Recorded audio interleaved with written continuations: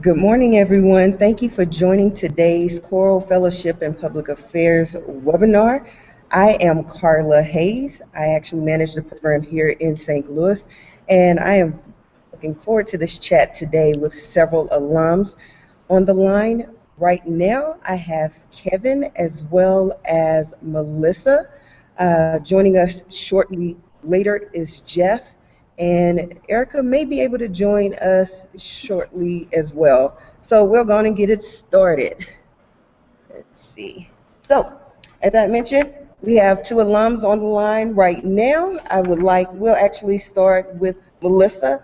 If you could tell us your name, your hometown, what year you did Coro, and what you're currently doing post-Coro. Okay, good afternoon. My name is Melissa Alper. I am from St. Louis. I did Coro 2011-2012, and currently I am doing development for a local nonprofit after I earned my master's in social work. Thank you. And Kevin? Good afternoon. This is Kevin Parsley. I went through the Coro Fellows Program in St. Louis, 95, 96. So it's been a while. I currently work for Walmart Technology here in Northwest Arkansas, and been with them for 23 years. Cool. Thank you, Kevin. All right. Well, I want to jump right on in with it. So, for those that are joining us today, you're getting this call because you expressed interest in applying for the Coro Fellowship in Public Affairs. And so, just to give you a brief overview of what that is basically a full-time, a 9-month immersion into multiple sectors. And actually, let me get off that. In multiple sectors, and it uses pretty much the city as a classroom. You have an opportunity to do what are called placements, and they're in multiple sectors, including nonprofit, public, private, labor, as well as campaign. And you also have the opportunity to interview various leaders in the respective communities. The Coro Fellowship is actually in 5 states or 5 centers, and actually Erica did join us. Hi, Erica. How are you doing? Hi, doing well. Sorry, I'm a couple minutes late. Not a problem at all. Actually, I'm going to stop with the introduction of Coro, and I want Erica to introduce herself. Melissa and Kevin are on the line as well, and just want you to give us your name, your hometown, the year you did Coro, and what you're currently doing post-Coro. Sure. My name's Erica Munoz-Rumsey. I'm originally from Iowa City, Iowa. I did Coro in St. Louis 2012-2013, and I am currently a Master's of Public Policy student at the University of Michigan. Thank you, ma'am. Thank you. So as I had mentioned, this program actually has a national reach. We're in 5 different cities. St. Louis here in the Midwest. We also have centers in New York City, as well as in Pittsburgh, LA, and San Francisco as well. So applications are due next Wednesday, so that's coming upon you. So wanted to definitely share with you, get the alums' perspective on this webinar. So we're just going to go ahead and dive in. So as I mentioned, a component of the Coro Fellows Program is the field placements, and that is an opportunity that allows fellows to learn about how sectors intersect and how organizations structure and function. So each field placements are the cornerstone of the fellowship. Each fellow works in each one of those sectors. So you have an opportunity to work with a business, with a labor organization, a nonprofit agency, a government agency, and on a political election campaign. So during this, many times your placement host supervisors end up being elected officials. You also have staffers, department heads, and they help provide your vantage point for fellows to assess how organizations accomplish their goals in the social, political, and economic fabric of the city.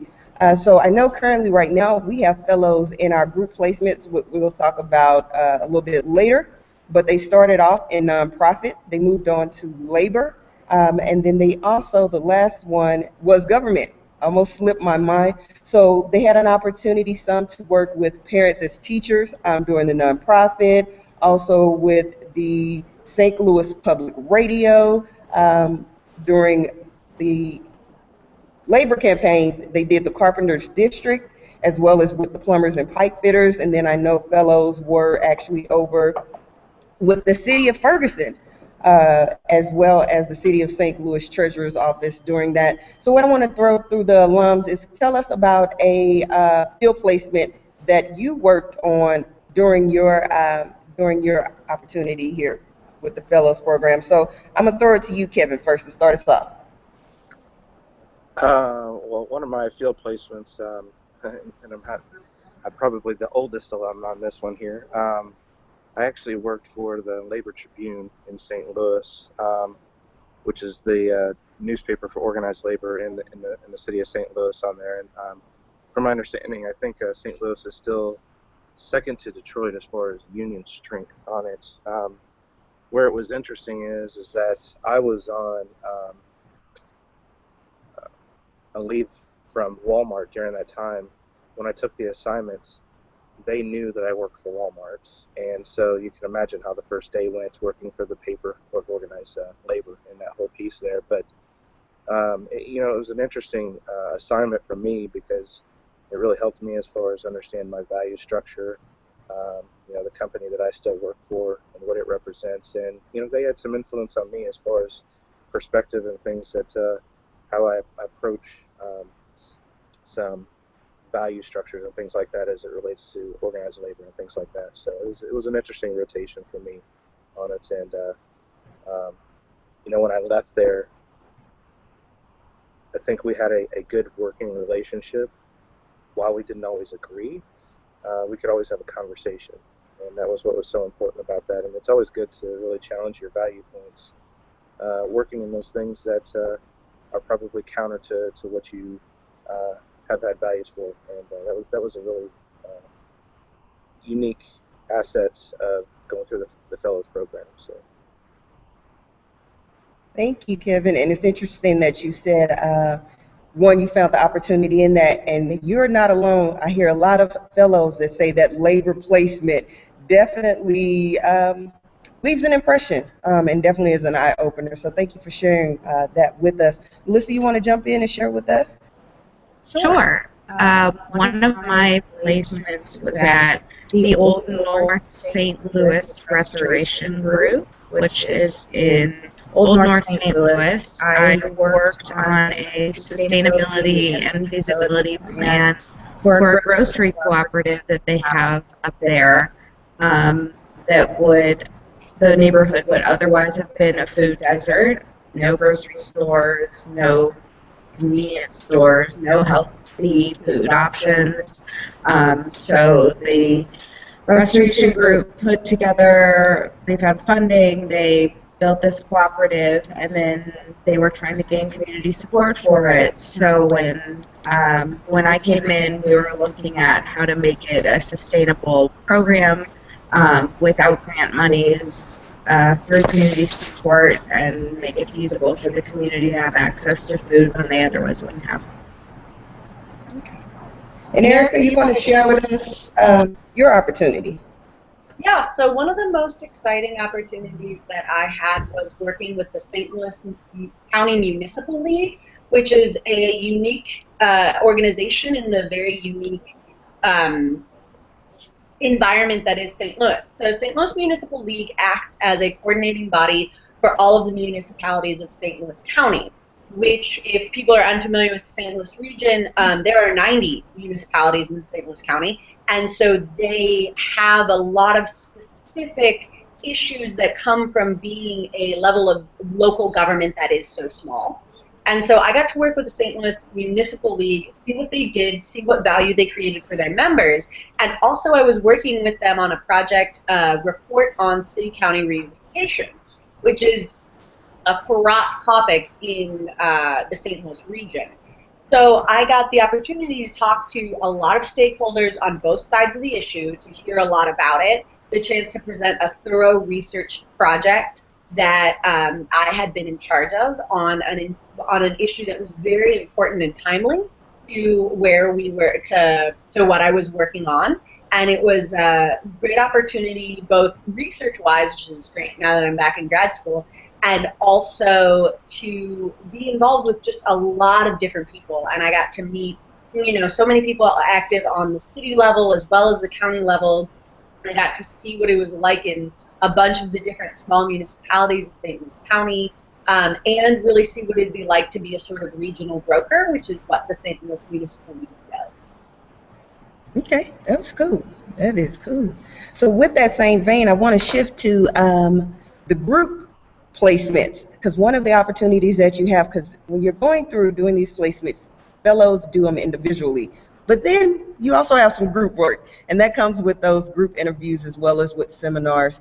And so right now, as I mentioned, our fellows are currently in their group placements. So we have 4 fellows that are placed over at Lunch Code, which when you get an opportunity, definitely Google that information, but it's big here in St. Louis, helping startups, if I remember correctly. We also have a group over with the St. Louis Regional Health Commission, which is actually headed by a Coro Fellow alum as well. And then at 2 other organizations during group placement. And so these projects give fellows the opportunity to utilize those skills that you've developed to overcome real-world obstacles and develop recommendations for those host organizations. So alums, what did you do for your group project during your time with the program? Start off with us, Melissa. Sure. I was placed at the Missouri Foundation for Health, which is a regional foundation that supports health initiatives in the majority of the state of Missouri. We were tasked with putting together a report on capacity building and its effectiveness and whether or not it was worth it for the foundation to invest in capacity building. It was a phenomenal opportunity to interview experts on capacity building from across the country. We talked with people from California, we talked with people from Boston, just all over the place. We also did over, if I recall correctly, 25 in-person interviews as a group, just to compile information and data for our report. We then presented to the board questions, and it was really interesting for me because now that I'm in the nonprofit field, a lot of that information is relevant to what I'm doing on a daily basis. Capacity building was not bad that thought would disappear. It was about improving what you do, the way you do it, and how well you do it. And I don't think that's going anywhere anytime soon. All right, Erica. Yeah, so my group placement was at the Incarnate Word Foundation, which is also a private foundation in St. Louis. It is a much smaller foundation than Missouri Foundation for Health, both in its scope. It is St. Louis-based only, not so much further out in Missouri, and also the projects that it looks into. My group project, and the point of all the group projects, is that they can do something so big that even a Coro Fellow cannot do it on their own, and that's why there's 4 of you at a time. And so our project was, we had 2. One was to present a report on the microlending that the Incarnate Word had done, and the second was to create a video about their grantees to present to the board as a sort of showcase of what was happening in the organization. And so the group project was a really fantastic opportunity to talk about splitting up work, to closely examine how you work in sort of these ways that you never have to consider when you're working on your own, but are so important when 4 people are trying to move a big project to a very high quality end. And so the group project was an excellent opportunity to do that, to learn to trust my group members, to really live as my word and create the products that I was responsible for. And it was a time of intense growth. I mean, the program as a whole really teaches you about project management, and then the group project is going to push those skills to a whole new level when you have to do it with 3 more people. Kevin, you want to share with us?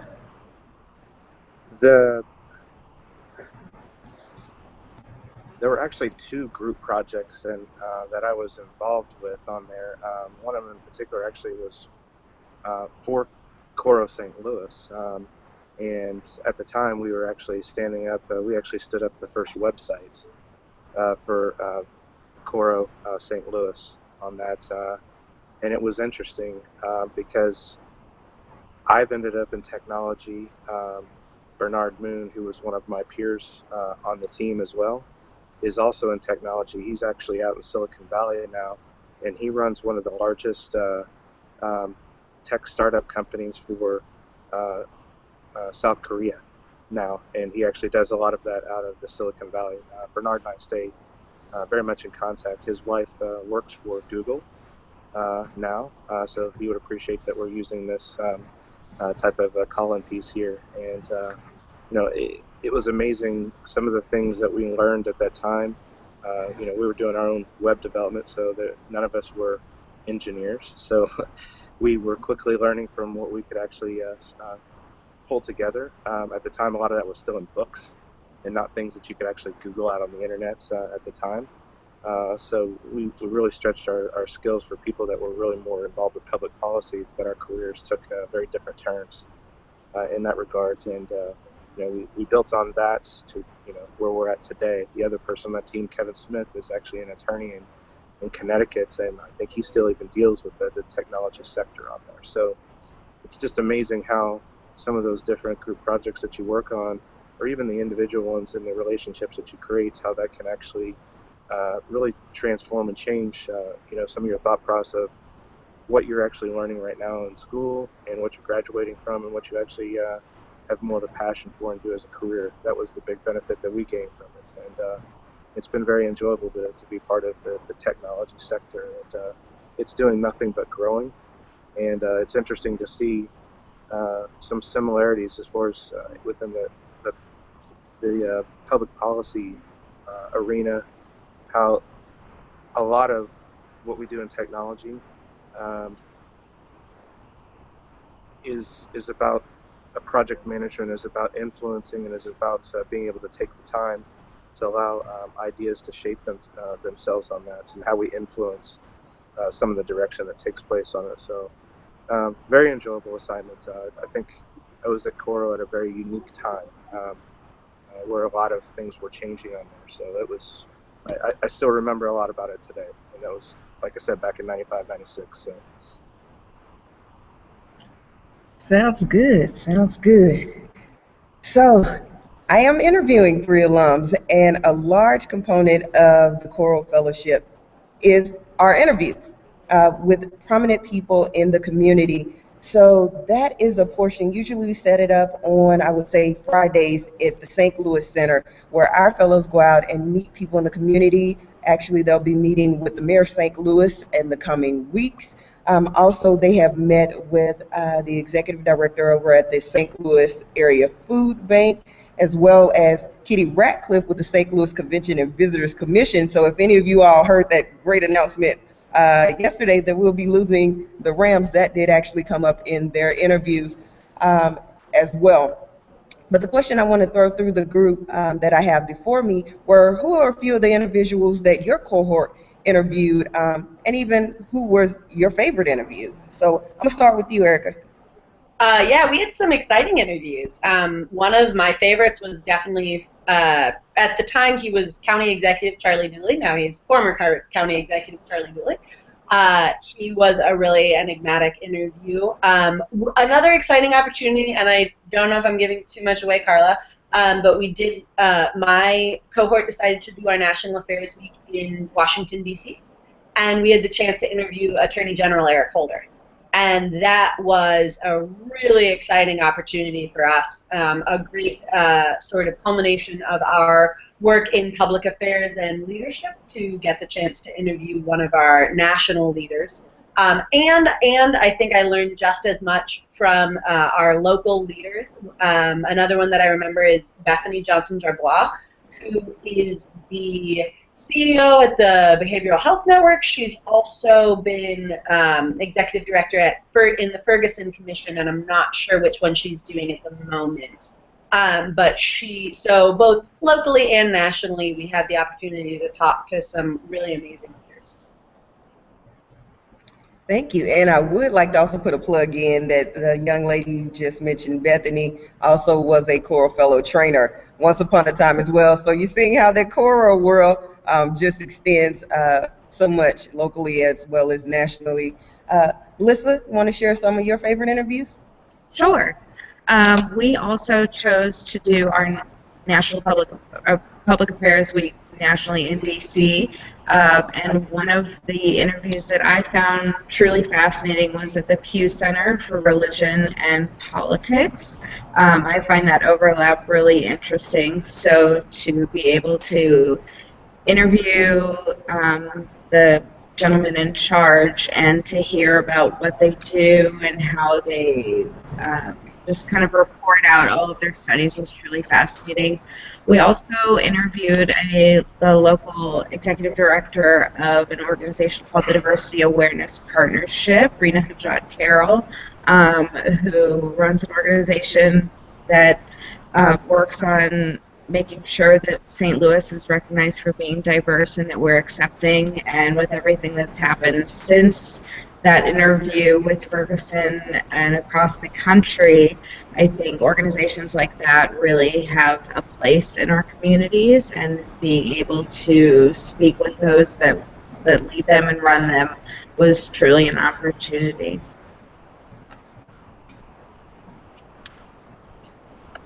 So I'm heading to you, Kevin. So what were one of your favorite interviews, or two or three? Probably following some of the same as the other two former Coro alum. I mean, one of the local ones that we did, the former commissioner or executive director of the St. Louis County, Buzz Westfall, was one that we actually had the opportunity to spend some time with. A very controversial public figure for his time. I'm sure other alum in recent years has probably read a lot about some of that. St. Louis County and St. Louis City don't always get along at all in that piece, and I think that's still an ongoing conflict. And it's a very interesting learning to really see how the county and city operate, especially in the city of St. Louis on that.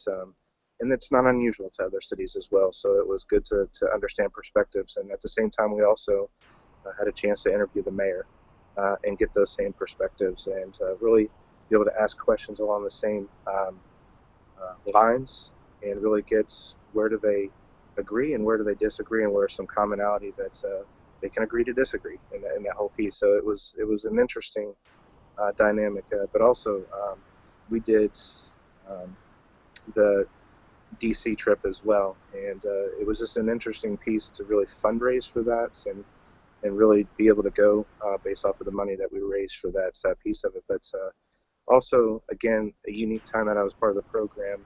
I'm sure people heard the name Sandy Berger that recently passed away.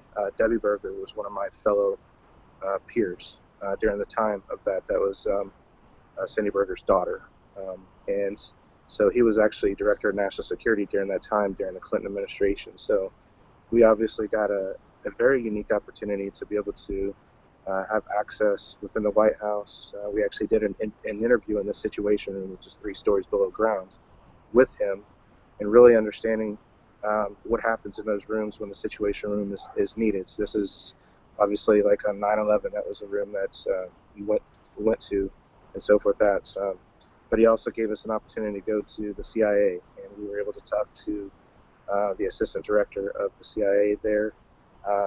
We had an opportunity to visit with, during that time that the Telecommunications Act of 95, 96 was being sent through Congress. So we were able to talk to a lot of lobbyists that were really influencing that. So the importance of that is that's what deregulated telecommunications, and hence where we're all benefiting today as far as where is technology at. So very unique opportunities that we had during that time. We also had a chance with Madeleine Albright to visit, and then just Andrea Mitchell and just some other people that you never would think that you'd have an opportunity to have exposure to. DC is always a fun week, and I think a lot of fellows classes have really been able to take advantage of that, and it's become a very memorable piece of each of the fellows programs out there. So. Yes, and I know the St. Louis cohort, they have opted to do DC as well. So look for more to come on that. All right, everyone, I want to shift gears a little bit and want to talk about seminars. So we don't just put you out in this field placements and have you interview people as well and not give you some type of tools to help you with what you're going to do. So you have weekly seminars which provide a forum for the fellows to reflect on their field assignments. The choral trainers do not teach, but rather they work to challenge and support the fellows during their unique choral experience. So, with that being said, I want the alums to talk a little bit about your seminar experience, what you did, and how did it impact you. So start for us, Melissa. I personally found the seminars to be extremely challenging in a good way. Being surrounded by 15 of your peers who all have different come from, and you're working through challenges together in a new way. It's really unique, the forum, and then the information that you're being given and that you're sifting through to try and work out all of the things that you thought you understood and the things you thought you had a grasp on, and just seeing things from a new perspective is what seminars were for me, and to hear how other people saw things. It was just an opportunity to learn and grow as a person, as a professional, and as part of a group. Yeah, I'll jump in on that. I think seminars is one of the most exciting parts of Coro, and possibly one of the most difficult to define correctly, because it's different for every cohort. So much of it is about your cohort and about the personalities that you have in a room and the learning style. And so every alum is always going to be sort of careful about what we say, because we don't want to change that part of seminars, that it really is about you interacting with the information dropped to you by the trainer. Carla is very right. The trainer doesn't teach in the same way that we're familiar with. And that can be difficult for, I know I came straight from being a student to being a fellow. And so I was sort of familiar with the way that classrooms worked. And that's not what the seminar space is.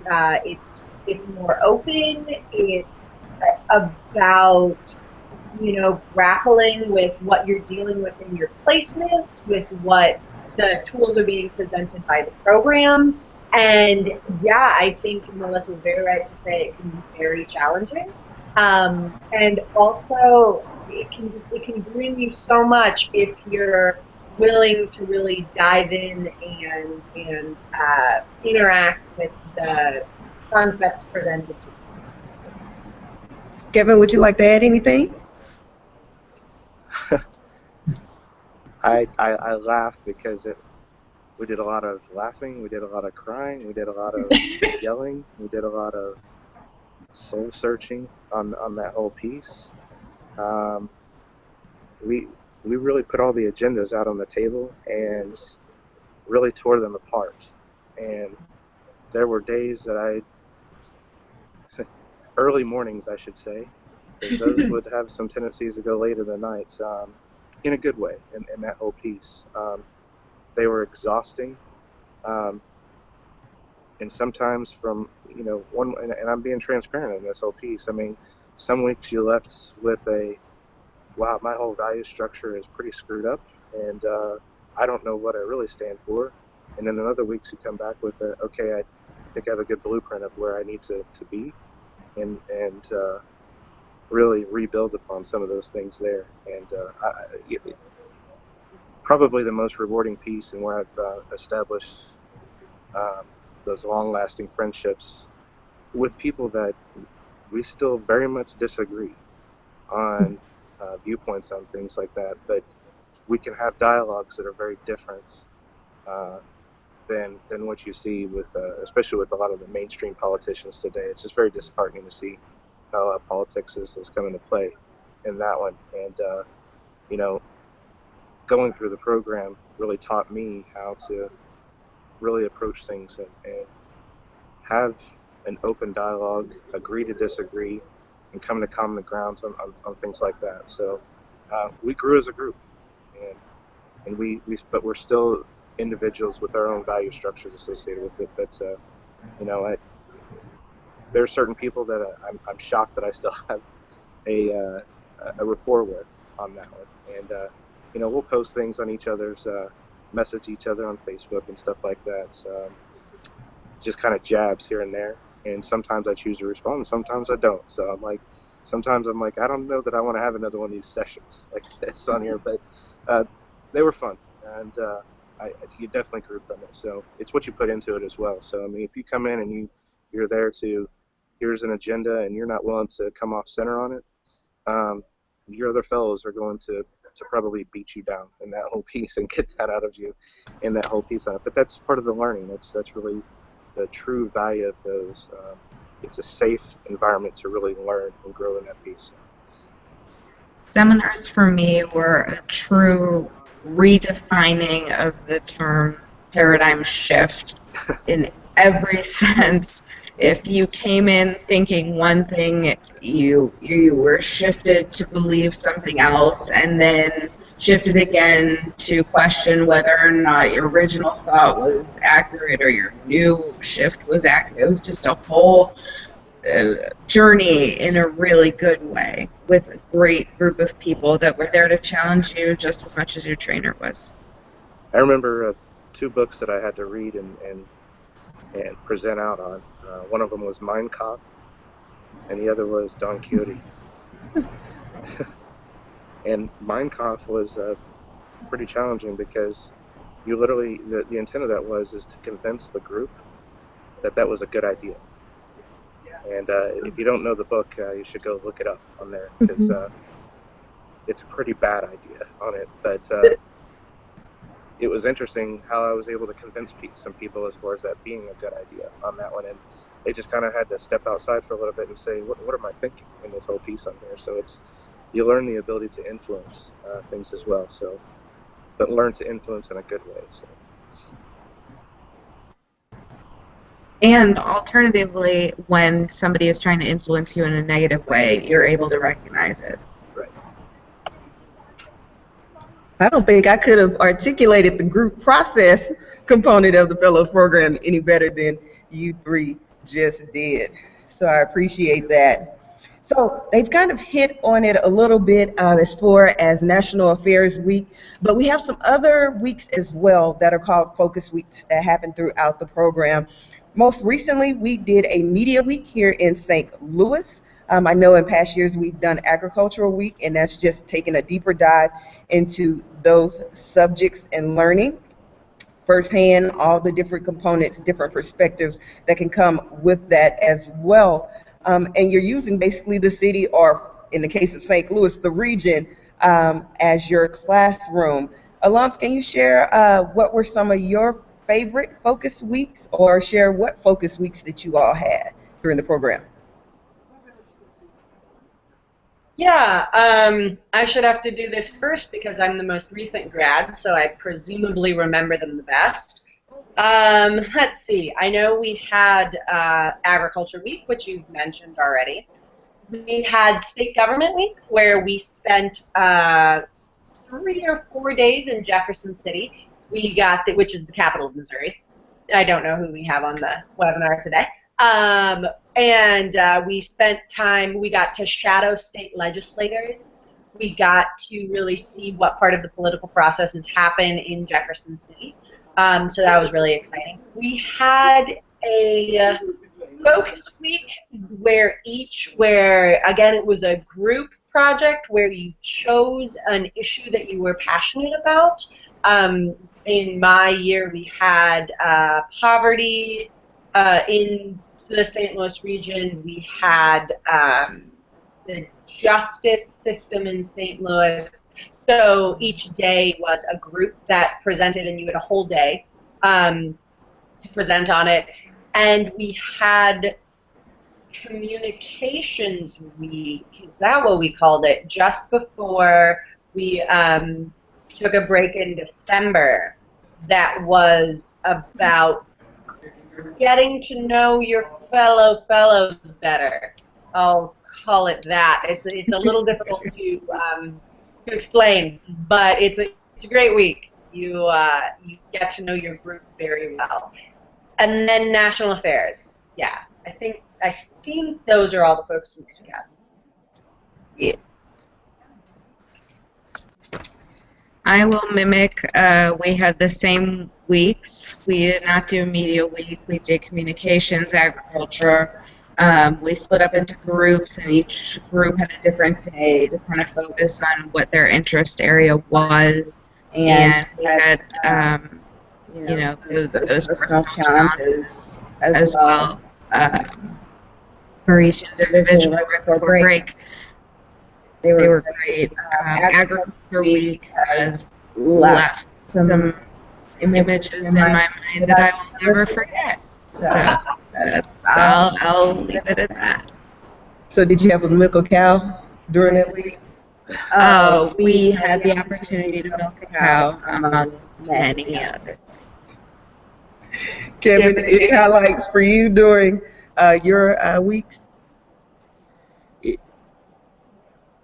I don't want to give too much away either on that one. I mean, agricultural week was probably, me being from Arkansas and stuff like that. That's not anything new for me, but it was really interesting to see some of my fellows that were from Los Angeles, San Francisco, some other areas, and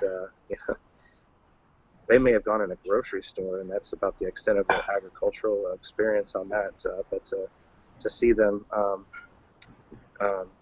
in the early AMs, I'll just leave it at that, was pretty interesting in that whole piece on it. And I think a lot of people left that week with a whole new appreciation and really a whole new understanding of how complex that whole industry is. And it's not just about getting on a tractor and that whole piece. So probably one of the best learnings, I think, for the entire program is out of that agricultural week on it. It may not be the most fun, because it is hard work on some of that there, but it was also, we kind of blended agriculture with our state government week on there, and it was, Jefferson City was definitely good to go to. I mean, the fact that the program's in St. Louis, it's interesting. St. Louis is an anomaly compared to the rest of the state in that whole piece. So you see a very different dynamic when you go to Jefferson City and really get perspective from a city and county piece versus the rest of the state on that, and really see a lot of different dynamics that really play into the factors of what's important to that state and so forth on there. So those are probably some very impactful weeks for me. Okay. All right, I'm going to shift gears once again, and I want to talk about something that I get a question about a lot of times on calls, and it's, what does life look like after Coro? Now, one thing I definitely want to throw out there that we haven't mentioned thus far is that Coro has partnerships with colleges and universities nationally, that if a Coro alum decides they want to continue graduate studies, we do have some university partnerships with them. So I would advise you to go on our website, check them out. Some of the schools include Washington University in St. Louis, as well as the John Hines School of Public Policy at Carnegie Mellon, which I've known a number of alums to go on and do that, as well as some partnerships with the University of San Francisco, University of Southern Cal as well. But just kind of share with us what some things you are doing that you did post-Coro leading up to where you are today? Sure. Carla, can I go first and I'll wrap this into Coro. A big piece of Coro is timeliness, and I have a 2 o'clock meeting that I'm going to need to walk to. So I want to be sure to give myself a chance to do that. So I'll answer this question and then have to sign off. Um, I hope I've been helpful. So post Coro, my life was actually, I started working immediately after it I had the opportunity to stay on at my last placement. My individual placement was at a health clinic in St. Louis called Casa de Salud, where they serve the uninsured and underinsured. And I was there in an individual placement, and when I was finishing up, a position came open. So I worked with them as their health literacy coordinator for 2.5 years, and that was a really great position that I really think Coro helped me be a part of, get the opportunity to apply for and to do. So I worked there, continuing my work with health access and working with underserved populations. And then this past fall, chose to come back to the University of Michigan to pursue my master's in public policy. And I do think the university partnerships that Coro offers you are really amazing. The programs have them because they believe in Coro graduates and they believe in the value of the program, and that's why they want to see those people continue on as students there. And so I know members of my cohort went to Carnegie Mellon, and I've heard great things about those programs, and I think even at universities where they don't have partnerships, like the University of Michigan doesn't have a partnership with Coro, but they do know the program, and I've been surprised at how many people recognize the program as far as faculty and staff, and there are fellow Coro alums in my cohort here at Michigan, which is always really exciting.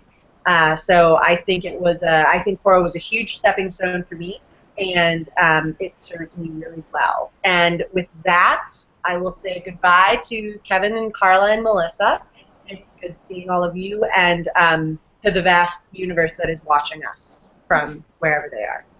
Thank you, Erica. Thank you. All right, Kevin? Wow. There's a lot of time between when I graduated from Coro to now on that whole piece on it. You know, my undergrad degree was in governmental affairs, and I get teased a lot at work on why are you where you're at on that whole piece on it. And you know, part of that I do really attribute to what Coro opened for me, and it really opened my eyes as far as where the study is not just about public policy, but it's about just really understanding how to ask appropriate questions, how to listen, how to really formulate strategic thoughts, and so forth in that regards. And I think that's why I'm where I'm at today, because there's a lot of similarities, and again, I touched on this earlier, what we do in the technology sector that's are really similar to a lot of the learnings, even back when I took the program in 95, 96 on there. You know, but it also grounded me as well, as that I do still have a passion for local engagement and involvement. I chair the planning commission for one of the local cities here that has a population in excess of close to 100,000 people. It's still small in nature, but explosive growth. We're seeing at least 700 to 800 more new kids within the school districts every year, and that's the extreme growth. And with that comes extreme responsibility as far as, you know, really the city's accountability in managing that growth, because over the years they had not done a good job of that, and we're doing more with master planning and things of that nature on it. So really having a passion to get engaged and stay engaged with whether it's local or states and so forth as well. You don't have to do it as your primary job. You can be a part of it as really that passion, and just I do it more from a volunteerism piece and you know, corporate responsibility and citizen responsibility for my local area and stuff like that. So I mean, those are things that I'm engaged with at work, we've got a lot of different things that we're doing to really STEM, science, technology, engineering, math emphasis on there. There's a huge push for that and really getting women, especially, into technology. It's one of our biggest opportunities that we have, and there's huge potential. Whether you're an engineer or you're more in a program project management things, finance. I mean, you name it. There's so many different components that really come into play, and that's what's important about Coro as well. Is that it really opens up the understanding of public affairs, because there are many facets to it in that regards, and I'm constantly reminded of those things, even today, that were really instilled in me within the program on that. So, Thank you, Kevin. And I wanted to actually give Jeff an opportunity to introduce himself. He joined us on the line today. Hi, Jeff. You don't hear anything, Jeff? Well, hopefully he's able to join us momentarily, so we'll get his technical difficulties worked out in a moment. Melissa, if you want to share with us at the Coro. Sure. So I'll preface by saying that when I entered Coro, I had just completed my bachelor's in public policy administration. After Coro, I utilized and took advantage of one of the university partnerships and went on to get my master's degree in social work from the George Warren Brown School of Social Work at Washington University here in St. Louis. From there, I went, while I was there, I focused on policy, philanthropy, and management. And then I went to work as a policy analyst at a local nonprofit, and now I'm doing development. After Coro, it was, and just as much as being a part of Coro was an adjustment, life after Coro was an adjustment as well. You don't realize just how much you grow and change as a person throughout the program if you let yourself.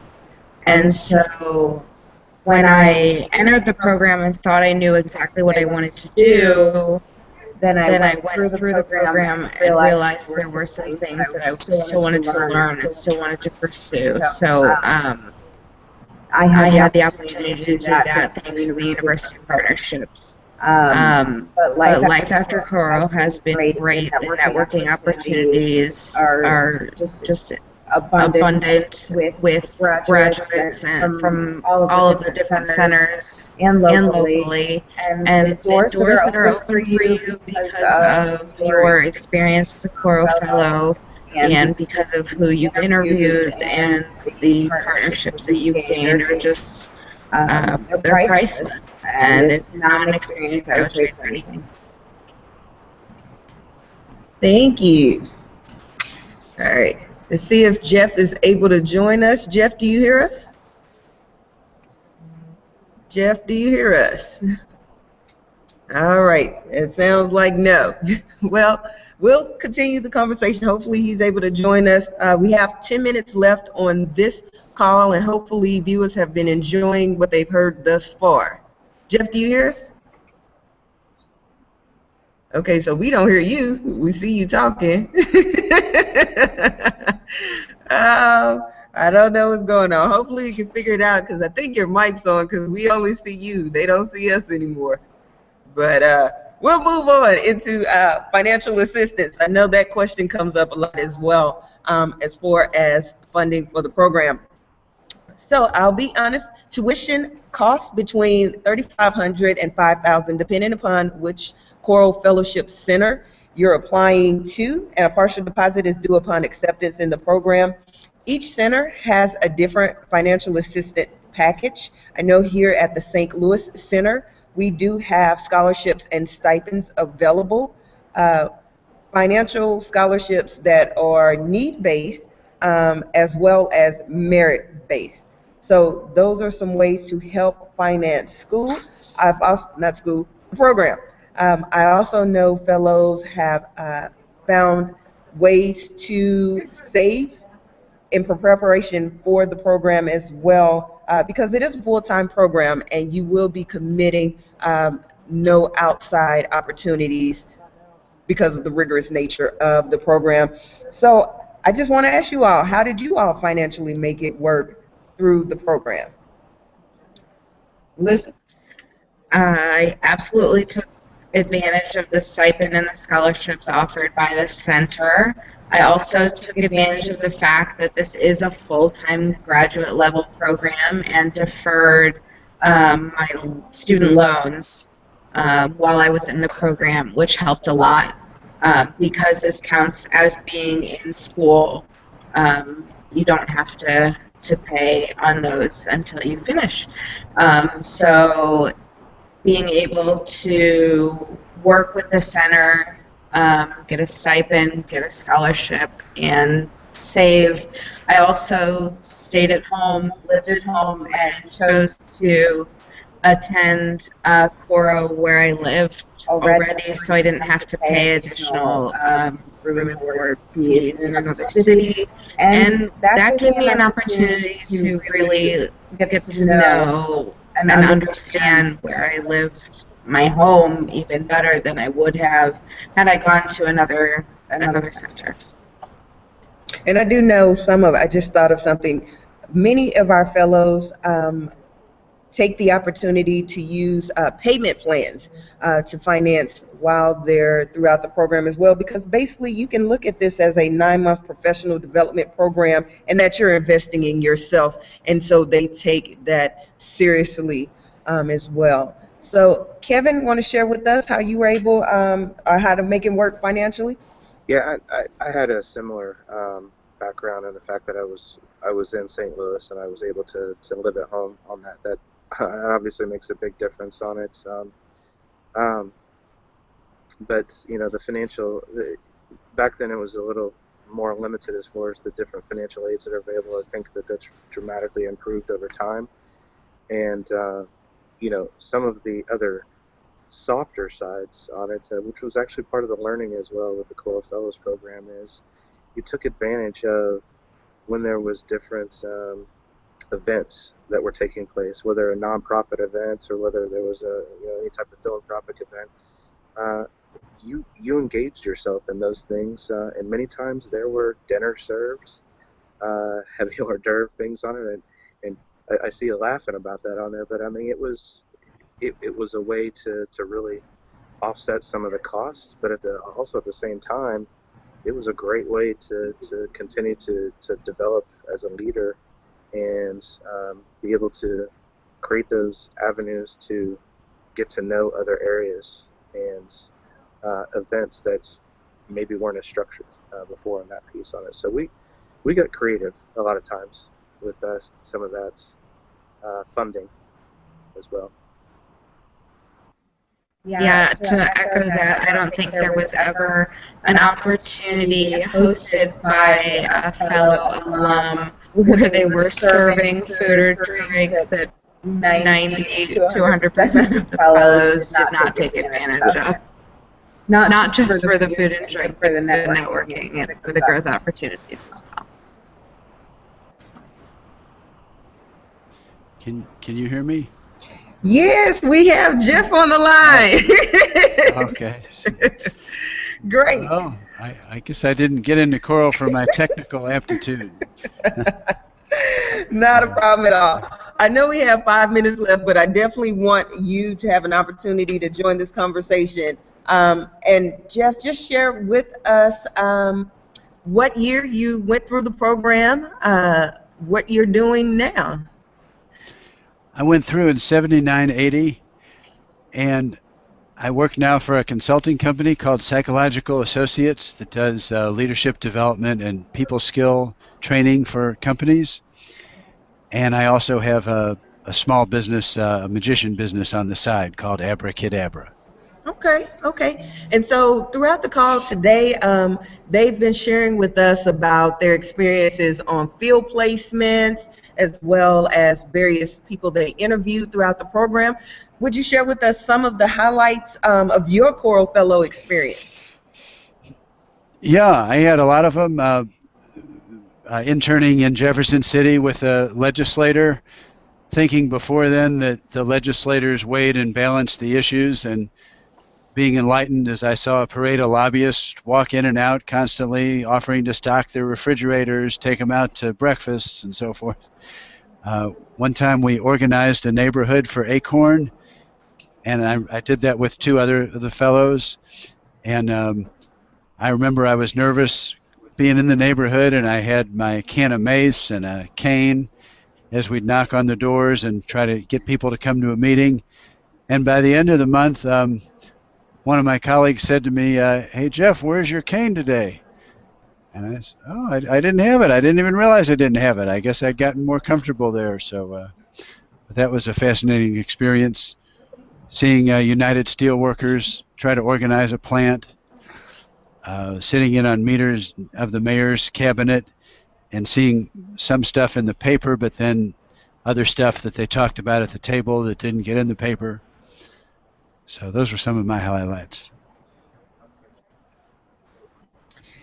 Sounds good. And that was interesting, that cane story. I don't think you've done webinars for me before. And I think that's the first time you shared the cane story with me. It is. It is.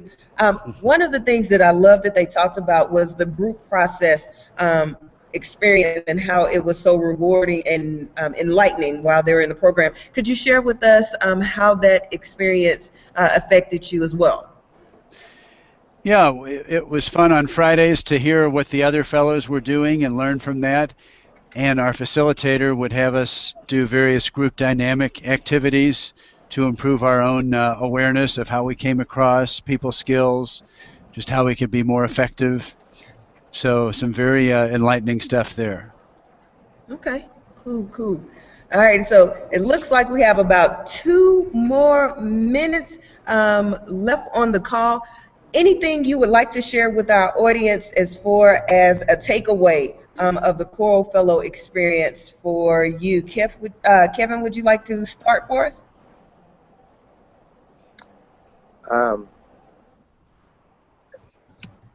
I don't know that I have a lot more to add on there other than, I mean, it was, I hope that what I was able to provide, if you're on the fence trying to decide is this right for me and things like that, even if you're just a recent undergrad and then you have aspirations to go on to advanced degrees, I would say take the time, go through this program and really see what does it do for you. And does it still lead you in that path as far as the advanced degrees, or is there something that you immediately have a passion for and want to pursue?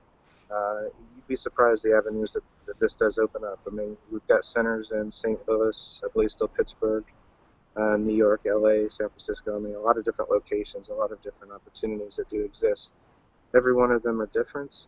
Just because you interview in one location doesn't necessarily you will get a selection for that location on there. You might be chosen by one of the other fellows programs just based off of your dynamics and how you would fit into really the class structure and so forth on there. Definitely one of the most rewarding programs. It's one of the most memorable things that I have as far as in my educational growth on there, and I promise you won't get anything but benefit from this type of program, whether it's the relationships you build or the learnings that you gain from it on there. It's a good program on that piece on it, and strongly encourage you to really pursue it further. Any other thoughts? Alums, Melissa, Jeff? Yeah, I agree with Kevin. I think it's one of the best years I've ever spent. Very exciting. It's neat to be out in the field, and it's different than book learning like you do in school. You make some great relationships. You get to understand things tactilely and experientially. I can't. I'm trying to convince my daughter to join the program, and I wish she wouldn't be so stubborn. But, I think it's terrific. All right. Well, I am going to wrap this call. Oh, did you have anything, Melissa? I did just want to say that if you have sat through this webinar for an hour and you are even slightly on the fence, fill out your application, get it in. You have nothing to lose by trying. You can always, make a decision later. But I, like I said before, would not have traded this experience for anything. And if there's one thing that you can walk away from this thinking about the Coro Fellowship is start getting comfortable with the uncomfortable now, because this fellowship will truly challenge you and what you believe in a good way. That's a nice note to end on. So last but not least, want to just remind you all, the application deadline is literally next Wednesday, January the 20th. So use this extended weekend, Martin Luther King weekend, to get the transcripts together, letter of recommendation, and to fill out that online application form. If you have any questions, feel free to reach us, and probably the easiest is to do the corofellowship@gmail.com email address. You can also reach me directly, and my information is on the Coro Fellowship website. But other than that, thank you for joining us today. I want to thank my alums for joining, Jeff, Erica, Kevin, and Melissa. I appreciate it. Have thoroughly enjoyed this conversation, and I hope everyone has a wonderful rest of the day. Take care. Thank you. All right.